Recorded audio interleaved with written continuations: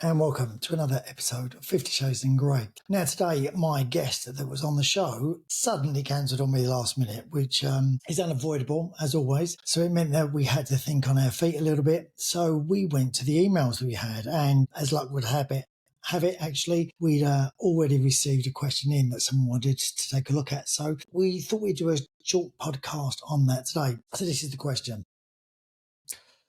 Do you think it's realistic for a man to stay in a marriage where you know there's no romance, sex, true love, everything has changed between you? How could a man just continue and not want to discuss it or do something about it? Now, firstly, got to say from the get-go, I've never been married. So I haven't had the experience of being in a long relationship where that may happen. I've been in relationships where that's happened after a few years, and I don't think this is just men as well. I think this is men and women in relationships generally. And from speaking to friends that have been married a long time and have stayed in those marriages, all the stories on the socials that we do with you all and the audience, there are a lot of people that are in these situations. So I think to look at it, first of all, I think romance and sex, it depends where you place romance and sex in a relationship, I guess. I think to a lot of people, they can mean completely different things. I know for some people, they're really important. For others, less so on the agenda. They value things in a partner far more than physical touch or romance, and other partners don't. So I think what can happen after a period of time is that you change as people in a relationship.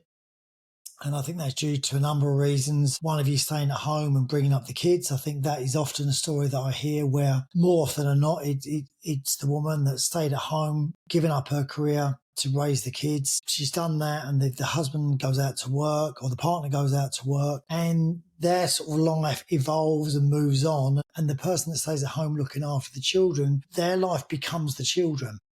And then it's an all-consuming job, which I think sometimes people that haven't done it and looked after the kids full time, they don't realise how demanding that job is. And I think the relationship can get lost in bringing up kids. You know, kids getting in bed every night doesn't always help the relationship. And that's hard to avoid sometimes. And I think a lot of these things are hard to avoid. When I've spoke to people, you know, Roger from the show, for instance, when I spoke to Roger about, you know, the secret to a long-lasting relationship, he said to me that they put each other before the kids.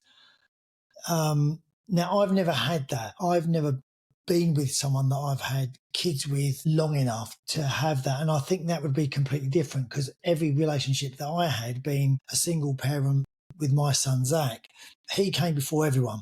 And that would never change, and that won't change.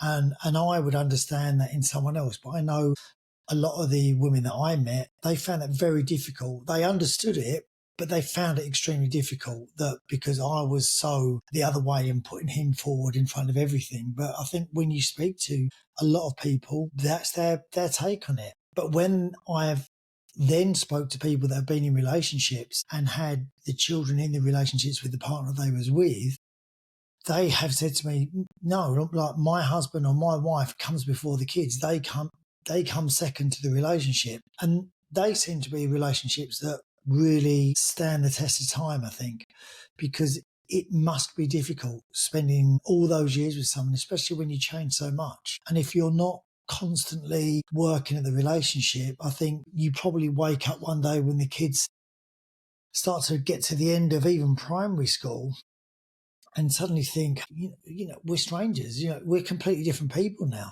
And I think that's where a lot of separations maybe start to be spoke about, and one person realises that it's just too far for them to go back to the relationship now, and they've sort of left it in their heart a long, long time ago. And I think that's very important personal opinion, and it is only opinion, so it's not advice. I'm obviously not trained in this in any way, but from my experience, I think I need love and physical relationship within that relationship.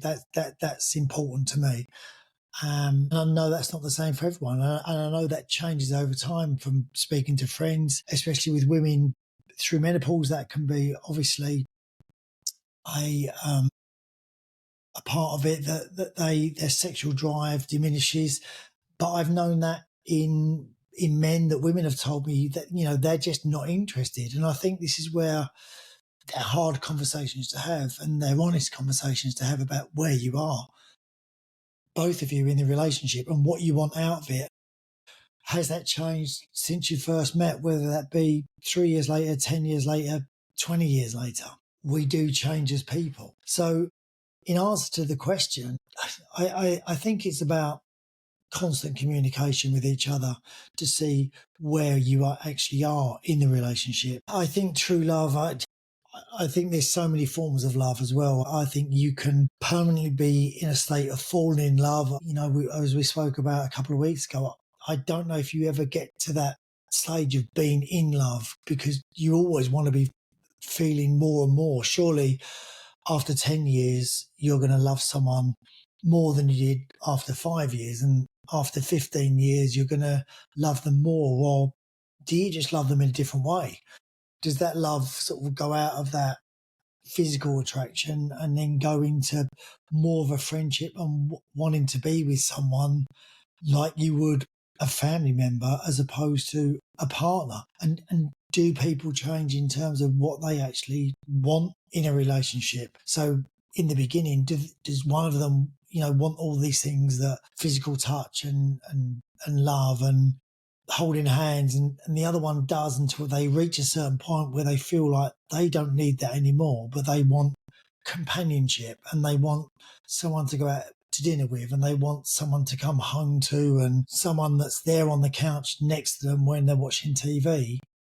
But maybe the person they're sitting next to wants completely different to that. Maybe the person next to them wants to be still cuddling up to them. That's they're conversations I think that you really need to have with your partner to find out where you are. If you're with someone that doesn't want to talk about it, for me, that doesn't leave you any option. Where do you go from there? You must have to have these difficult conversations with people. And I've had them said to me, and I've also had them with other people, and they're never nice, because as we're constantly saying in this podcast, no one is a really bad person. I don't think no one sets out to actually ruin someone's life. They just get to a point where they need to make a decision that is going to hurt the other person. And what do you do then?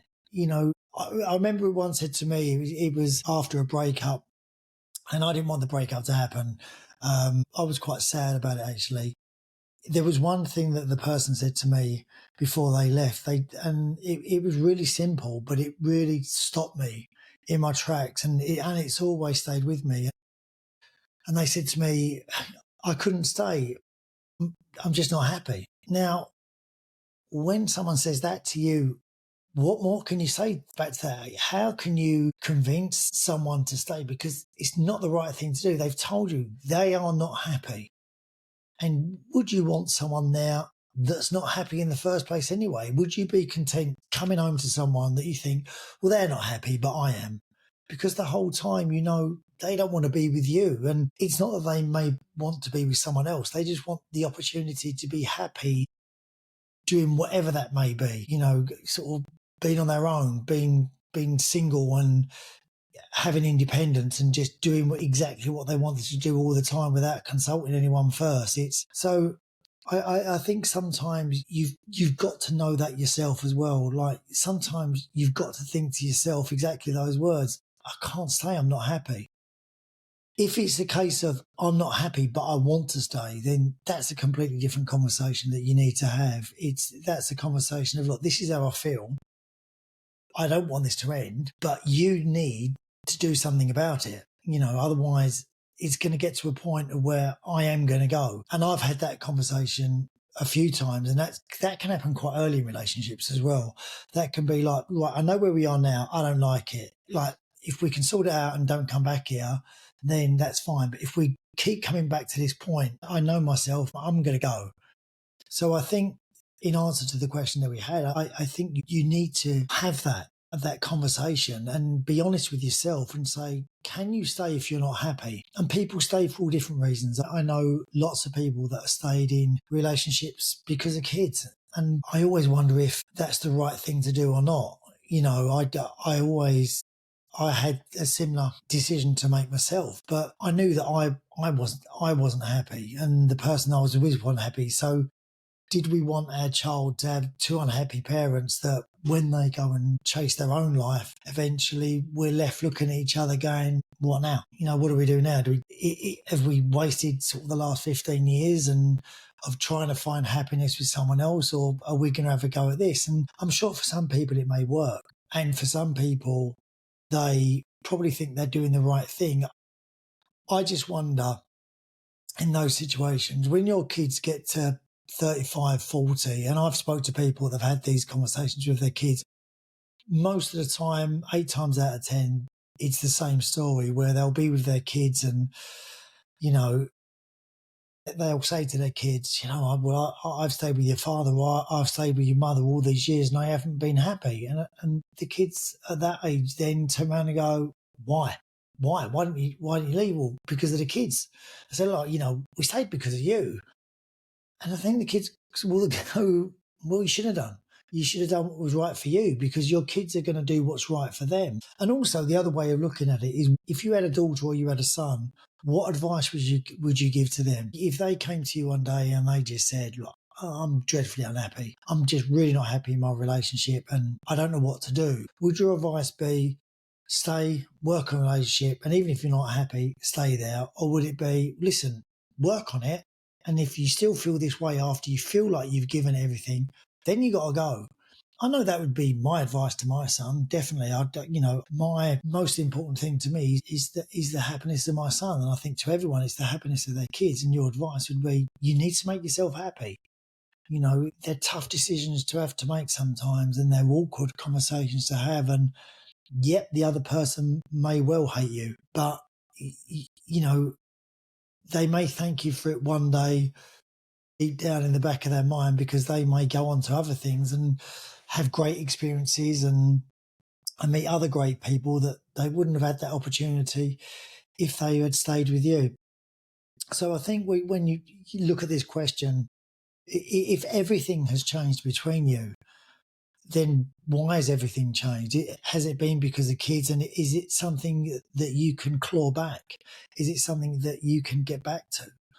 And if it is, decide whether it's worth fighting for, and it's something that you want to fight for, because it would be, I would imagine, a lot of work, and you'd probably need to see people that are qualified to help you back on track with that. But you do need to talk about it. And if they don't want to discuss it or do anything about it, they're obviously quite content with where they are in their life with you.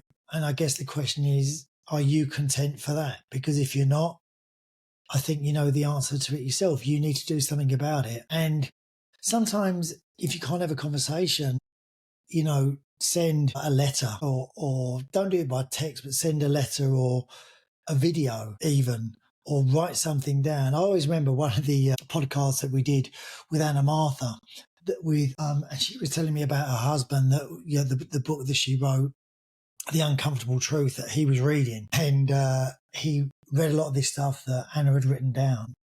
He sort of turned and said to her, why didn't you tell me this?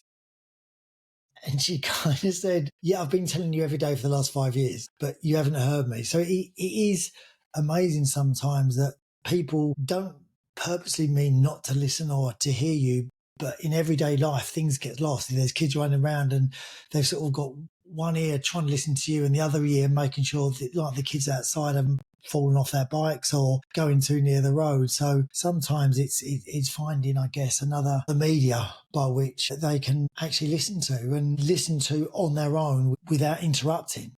Because that's the other thing. I think sometimes when you have these conversations, I know I'm terrible for it, that I'll have conversations with people and things will come into my head to respond to them. And I need to say them, or I feel that I need to say them straight away.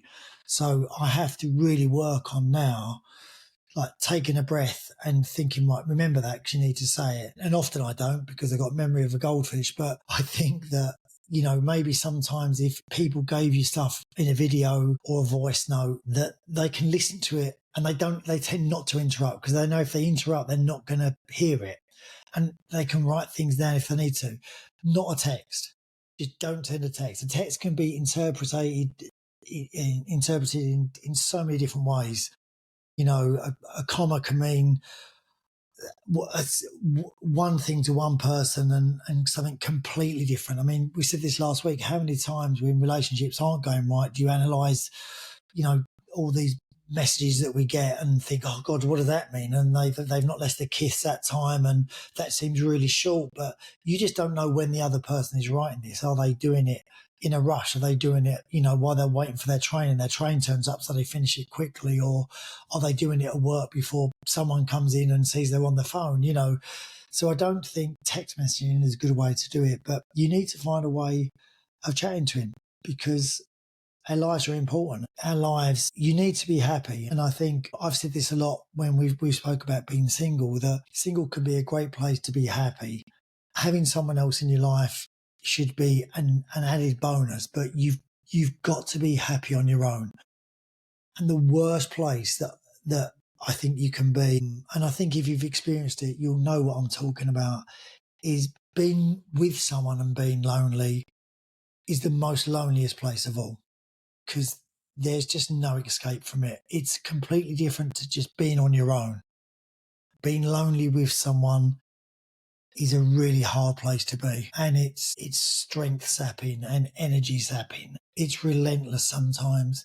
So you really need to make sure that, you know, like I said, you know, if you're not happy, there's your answer. You can't stay. Or if you do stay, something needs to change. And if people aren't willing to have a conversation with you about that, then you've got to find a way of making them listen. And once you feel like you've done everything that you can do, then you need to make the decision that you feel is right for you. And that is one that not someone else tells you. You know, like I said, I'll always give my opinion on things. I think giving advice can be very difficult because advice might suit me and might be completely wrong for someone else. So I think you can listen to other things, but you need to make your own decisions. So hopefully that has helped. So if you have any questions that you'd like us to give an opinion on, or me to give an opinion on, a guy's opinion, or whatever it may be, then send them in to us at 50 Shades in Grey on Instagram and on 50 Shades of Grey on TikTok as well. And you can contact us on our socials, or send us an email through one of the platforms that you use to watch the podcast. But thank you for all your support on the podcast. I love doing these. Sorry about my guest today. I'm going to get him back because I think it'd be a really good one to do with him. Make sure you subscribe, make sure you follow, and make sure you share as much as possible the podcast. Thank you again for watching 50 Shades in Grey. Take care, guys. Speak soon.